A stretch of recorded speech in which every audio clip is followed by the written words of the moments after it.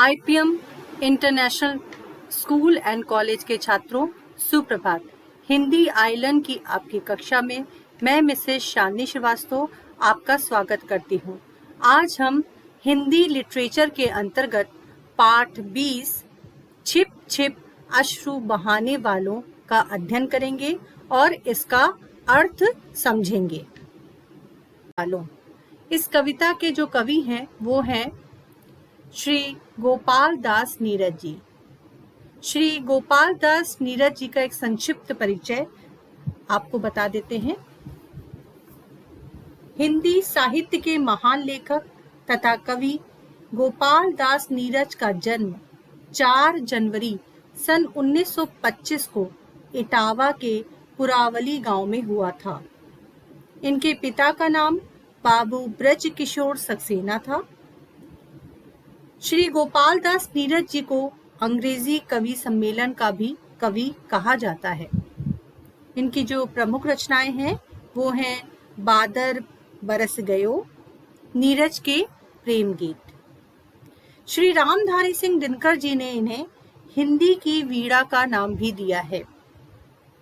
भारत सरकार के पद्मश्री और पद्म भूषण जैसे अलंकरणों से अलंकृत श्री गोपाल दास नीरज जी हिंदी काव्य जगत की गरिमा है। इन्हीं की यह प्रसिद्ध कविता है छिप छिप अश्रु बहाने वालों। छिप छिप अश्रु बहाने वालों में जो कवि हैं उन्होंने यह संदेश दिया है कि जीवन में यदि हमारा कुछ चला भी जाए तो भी जिंदगी रुकती नहीं है, इसलिए जो चला गया उसका दुख न मनाकर आगे बढ़ने का प्रयास करो। आइए कविता की शुरुआत करते हैं।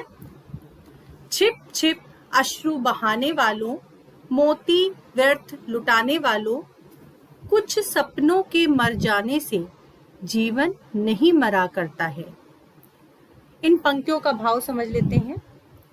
जीवन में यदि आशा के अनुरूप सफलता ना मिले तथा असफलता का सामना करना भी पड़े तो लोग क्या कहेंगे, इस बात से परेशान होकर या टूटकर अकेले में छिप छिप कर रोना नहीं चाहिए। अपने मोती के समान कीमती आंसुओं को बेकार में नहीं बहाना चाहिए, क्योंकि सफलता कभी निश्चित नहीं होती और जो असफलता होती है वह कभी भी अंतिम नहीं होती। इसलिए नए लक्ष्य रखें और जीवन में आगे बढ़ें। सफलता और असफलता दोनों के अंतर को समझें और असफलता से जो भी आपको सबक मिला है उस सबक को सीखकर नए उत्साह से आगे बढ़ें। यही जीवन है। क्यों? क्योंकि जीवन जो होता है वो निरंतर है, निरंतर चलते रहने का नाम ही जीवन है। आइए आगे की पंक्तियां देखते हैं। सपना क्या है? नयन सेज पर सोया हुआ आंख का पानी, और टूटना है उसका ज्यों जागे कच्ची नींद जवानी। गीली उम्र बनाने वालों, डूबे बिना नहाने वालों, कुछ पानी के बह जाने से सावन नहीं मरा करता है। आइए इन पंक्तियों का भाव समझते हैं। सपना क्या होता है? सपना आंखों रूपी बिस्तर पर सोता हुआ आंख का पानी होता है। अर्थात सपना आंखों में जैसे आंख का पानी होता है जो हमेशा आंखों में ही रहता है, ठीक उसी प्रकार से सपना भी हमेशा हमारी आंखों में रहता है। और जैसे ही हमारे आंखें खुलती हैं, जो पानी है आंख का वो क्या होता है? बह जाता है, निकल जाता है। ठीक उसी प्रकार से जो सपना होता है उसका टूटना या समाप्त होना जवानी की कच्ची नींद के समान है। जवानी में जब नींद टूटती है, कच्ची नींद टूटती है, तो उसी के समान क्या होता है, जो सपने होते हैं वो वहीं पे समाप्त हो जाते हैं। और जब पुनः हम सपनों की दुनिया में जाते हैं तो हम फिर से नए सपने देखते हैं। सपनों के टूट जाने से जीवन में कोई भी परिवर्तन नहीं आता है।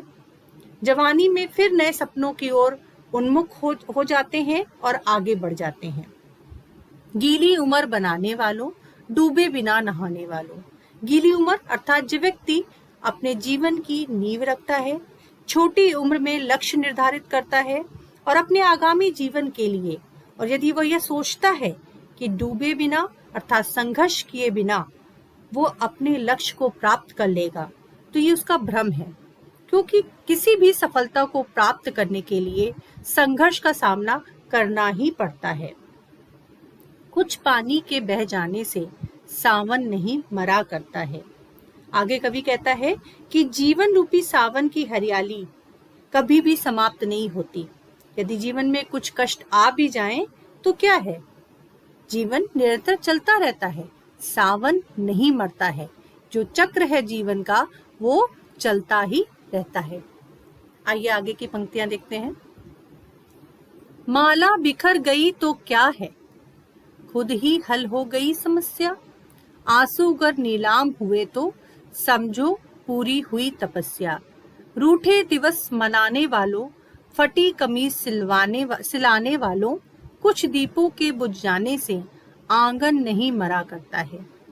माला अगर बिखर गई तो क्या, जीवन में अगर बहुत सारे ऐसी परेशानियां हैं जो आती हैं और जिनसे कभी कभी जीवन में बिखराव भी हो जाता है, जीवन अस्त व्यस्त हो जाता है। खुद ही हल हो गई समस्या, और कभी कभी ऐसा होता है कि बड़ी जो समस्या होती है वो क्या होती है, खुद ही हल हो जाती है। तो इसलिए कि क्या खोया क्या पाया, ये सोचने विचारने पे समय को व्यर्थ ना करें, क्योंकि समय का जो चक्र है वो आगे चलता ही चला जा रहा है। इसलिए अपने आप को आगे की तरफ बढ़ाते चले। आंसू गर नीलाम हुए तो समझो पूरी हुई तपस्या। आंसू गर नीलाम हुए, नीलाम का मतलब होता है बोली लगाना। अगर आपके जो आंसू हैं वो नीलाम भी हुए हैं, अगर उनकी बोली भी लगी है, लोगों ने उस पे तंज भी कसे हैं, तब भी आप ये समझिए कि आपकी जो तपस्या है जीवन के पथ पे, जो आप लक्ष्य लेके चले हैं, वो समझिए कि पूरी हुई है। रूठे दिवस मनाने वालों, फटी कमीज सिलाने वालों। रूठे दिवस, बहुत से ऐसे लोग होते हैं जो जरा सी बातों पे रूठ के बैठ जाते हैं। तो रूठे दिवस मनाने वालों, ऐसे रूठे जो व्यक्ति होते हैं उन्हें ये समझना चाहिए कि जीवन बहुत कीमती है। रूठने में समय व्यर्थ ना करें, आगे बढ़ें, सबसे मित्रता का भाव रखें। छोटे छोटे झगड़े लड़ाई से क्या होता है, जीवन खत्म नहीं हो जाता है। इसलिए इन सब चीजों पे विचार ना करें, बल्कि हमेशा प्रेम भाव रखें और आगे बढ़ें। फटी कमीज सिलाने वालों, ऐसे बहुत से लोग होते हैं कि जब अगर मान लीजिए आपकी जो कमीज है वो अगर फट भी गई है तो क्या आप उसे फेंक देंगे? नहीं, आप उसे पुनः सिल के पहन सकते हैं। तो ऐसे लोग जो उसका भी महत्व समझते हैं कि जो उनकी जो फटी कमीज है उसको भी अगर वो सिल के पहन लेते हैं तो वो ये जीवन के महत्व को अच्छे से समझते हैं। कुछ दीपों के बुझ जाने से आंगन नहीं मरा करता है। आंगन में अगर बहुत सारे दीपक रखे भी हुए हैं और उसमें से अगर कुछ दीपक बुझ भी जाते हैं तो क्या जो आंगन का उजियारा है वो खत्म हो जाता है? आंगन में जो रोशनी है वो वैसी ही रहती है। तो कुछ दीपों के बुझ जाने से आंगन नहीं मरा करता, अर्थात कि कुछ लोगों के जाने से या चले जाने से हमारी जिंदगी में कोई भी ऐसा परिवर्तन नहीं आता। हमारा जीवन, हम कुछ क्षण के लिए जरूर रुक जाते हैं, पर हमारा जो जीवन है वो क्या रहता है, आगे बढ़ता ही रहता है। हमें कहीं ना कहीं उन लोगों को भूलकर अपने आगामी जीवन के लिए आगे बढ़ना पड़ता है और आगे की चीजों के लिए विचार करना पड़ता है। खोता कुछ भी नहीं यहाँ पर, केवल जिल्द बदलती पोथी। जैसे रात उतार चांदनी, पहने सुबह धूप की धोती। वस्त्र बदल कर आने वालों, चाल बदल कर जाने वालों। चंद खिलौनों के खोने से बचपन नहीं मरा करता है। खोता कुछ भी नहीं यहाँ पर, अर्थात संसार में कुछ भी इंसान खोता नहीं है, क्योंकि वो इस संसार में खाली हाथ आया है और खाली हाथ चला भी जाएगा। तो जब वो कुछ लाया ही नहीं तो उसे खोने के लिए क्यों चिंता करनी। केवल जिल्द बदलती पोथी, अर्थात ये जो आत्मा है हमारी वो कैसी है, अजर अमर है। यदि किसी की मृत्यु हो भी जाती है तो जैसे पोथी अर्थात किताब का जो जिल्द है या कवर है बदला जाता है, ठीक उसी प्रकार से हमारी जो आत्मा रूपी किताब है वो क्या करती है, जिल्द रूपी शरीर को बदल देती है, यानी कि वो दूसरे शरीर को धारण कर लेती है। तो ये आने और जाने के जो क्रम में है, इसके लिए हमें अधिक शोक मनाना नहीं चाहिए, जीवन के पथ पर अग्रसर होना चाहिए। ठीक ये उसी प्रकार से है जैसे रात उतार चांदनी पहने सुबह धूप की धोती। जैसे जो रात होती है वो चांदनी को उतार करके और नए सुबह के लिए धूप की धोती पहनती है, अर्थात नए दिन का आगमन होता है रात के व्यतीत होने पर। वस्त्र बदल कर आने वालों, चाल बदल कर जाने वालों, चंद खिलौनों के खोने से बचपन नहीं मरा करता। ये परिवर्तन संसार का अटल सत्य है।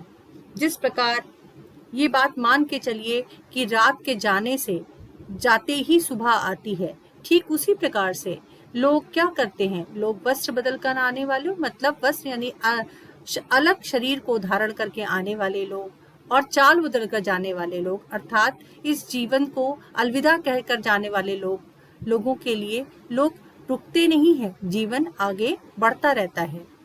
चंद खिलौनों के खोने से बचपन नहीं मरा करता है।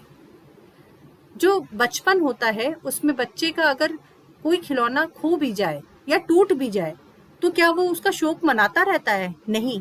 जैसे ही उसे नया खिलौना प्राप्त होता है वो नए खिलौने से खेलने लगता है, और उस चंद खिलौनों के खोने से उसके बचपन पे कोई भी असर नहीं पड़ता है, वो वैसे ही रहता है। लाखों बार गगरियां फूटी शिकन न आई पनघट पर, लाखों बार किश्तियां डूबी चहल पहल वो ही है तट पर। तम की उम्र बढ़ाने वालों, लौ की आयु घटाने वालों, लाख करे पतझड़ कोशिश पर उपवन नहीं मरा करता है।